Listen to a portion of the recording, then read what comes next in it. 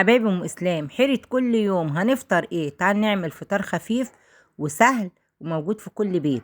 دي بطاطس مسلوقة او مفعصة او مهروسة، بقطعها ايه دوائر زي ما انتم شايفين. بحط شوية فلفل اسمر ومعلقة سمنة بلدي وشوية مية، لو عندك شوربة يكون احسن، تبقى جميلة اوي وطعمها في حتة تانية. ودي بطاطس مقلية هعملها بطريقة حلوة. هنجيب العيش بقى بعد ما الفطار خلص، هنقطعه 4 عشان العيش ده بسم الله ما شاء الله كبير، فعشان ما يفتش منه حاجة حرام والحاجة غالية، فنقسمه 4 عشان ايه ناكله على طول ان شاء الله يعني. المهم دي البطاطس بعد ما اتسلقت، هنفعصها بقى او هنهرسها بالشوكة او باي حاجة عندك بقى، اهرسها كويس قوي كده.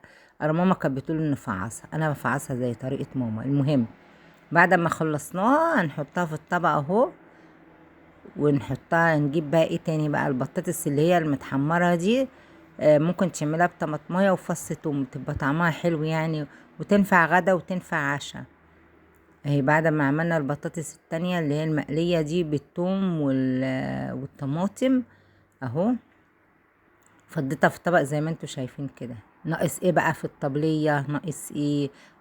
هنجيب بقى حتة جبنة قريش ونحطها. لو عندك وش لبن حطيه، ما عندكيش شوية زيت، ما عندكيش، كلها كده حلوة شغالة يعني. المهم حطينا اهو الفطار، جبنة قريش وبطاطس مسلوقة وبطاطس متحمرة بتوم وطماطم، وده قرنبيط كنا عاملينه امبارح، هاخد منه حتتين كده. على فكرة احنا مش هنعمل غدا النهاردة، هو ده حلو الحمد لله. لذا أطعمنا وسقانا من غير حول منا ولا قوة. ويا رب اللي يدوس لايك ويشترك في قناتي يرزقه بزيارة النبي، وصلوا على الحبيب قلبكم يطيب.